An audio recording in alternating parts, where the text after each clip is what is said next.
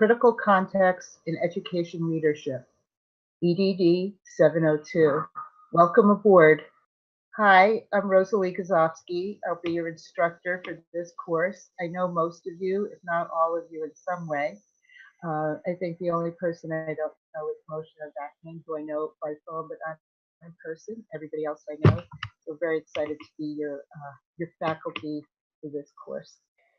We're going to have a main textbook, which is Meeting the Ethical Challenges of Leadership, the 6th edition, and it's by Craig Johnson. There is a student study guide that goes with it that is on the SAGE website. Those are, again, only recommended readings. You'll have quite enough work to do in this class. Hopefully you'll have some time to just look at these extra readings. They're all scholarly articles. You might find them interesting, but you certainly have access to them during the course. And it's a companion website to the textbook. The other thing that's very important for all of you to be aware of are any current event outlets. And what I mean by current events outlets is newspapers, websites, anything that reports current events. And you'll have to be on the lookout for any kind of articles or events that are going on in the world today that have an impact on education, be it pre-K through 12, religious education, or higher education. And those will just be of your choice, but you should be aware of what's going on in the world today in terms of what's happening in education. This is going to be very important for you for the blog section of this course, and also for the writing assignments, as well as the whiteboard, which I'll explain when we get into that section. You should also be looking at specific journals that address issues in education, like the Chronicle of Higher Education, or any other education-related publications that are pertinent to your personal practice. There are 4 course learning objectives, and you can read them, but the gist of them is for you to learn about ethical and moral leadership theory and how to apply it to your personal practice as well as to your personal growth in a leadership position. That is the main objective of this course, and it's kind of broken down into these 4 individual objectives that you can go ahead and do. There's some new things in this course that you might not have encountered in other courses online. We're going to have a blog, and each one of you will be chosen to be responsible for a blog opinion each week based on a real event in education. Everyone else is required to include their opinion in response to the blog or others' comments. Now, since we only have 8 weeks and we'll be starting the blog in the first week, but we have 9 students in the class, 2 of you will be teaming up with somebody else. And you can choose to either do your own blog submission, or you might get together with the person with whom you're teamed up and decide to find a blog opinion of your own together as a team. Or you could do that either way. It really doesn't matter to me. The other thing that we're going to be having here that you might not have encountered in another course is a whiteboard. So each week, starting in the 2nd week, we'll start with a whiteboard posting, which will be a mini scenario of an ethical issue that requires a leadership level decision. Everybody must post how they would handle the dilemma, and you can put on other comments as well if they pertain to the dilemma that's presented.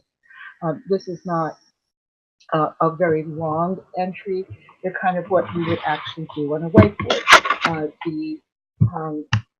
The dilemma or question will be in the middle, and then everybody kind of just goes in and works off of that dilemma.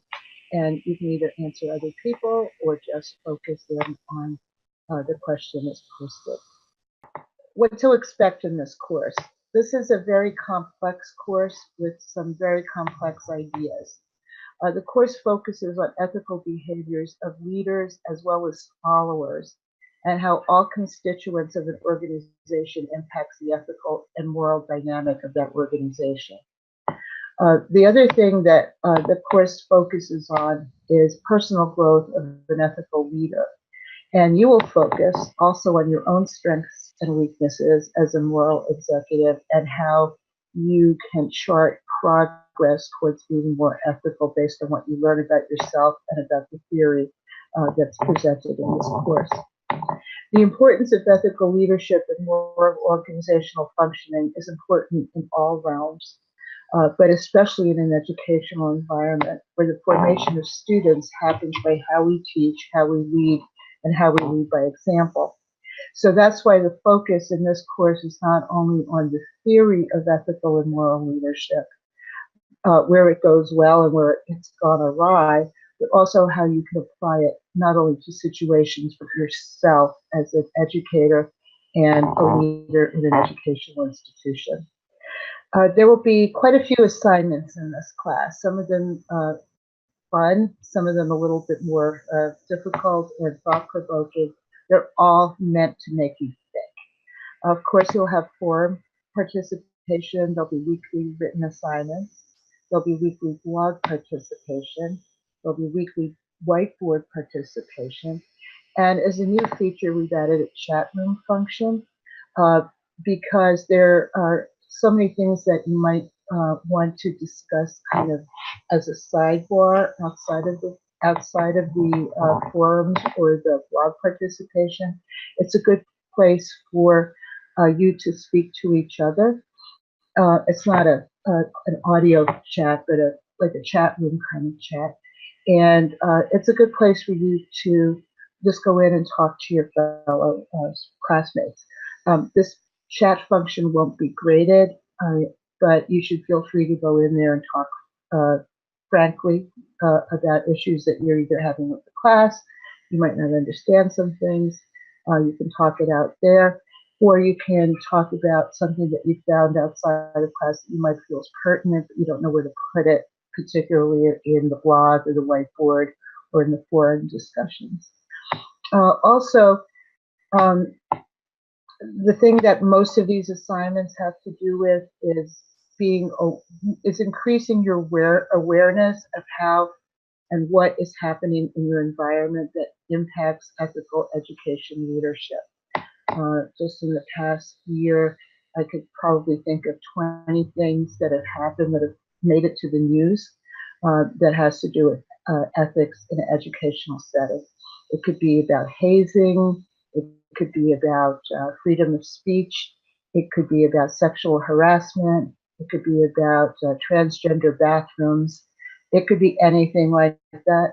There is no end to the amount of news events that we will probably have at our disposal to use in this course. So some final thoughts.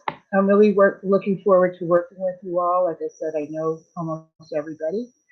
This is a good course for you to consolidate what you've learned in your previous courses. You might want to take out or revisit some of the things that you might have done in the 2 previous classes and look at it differently for this class through a moral lens.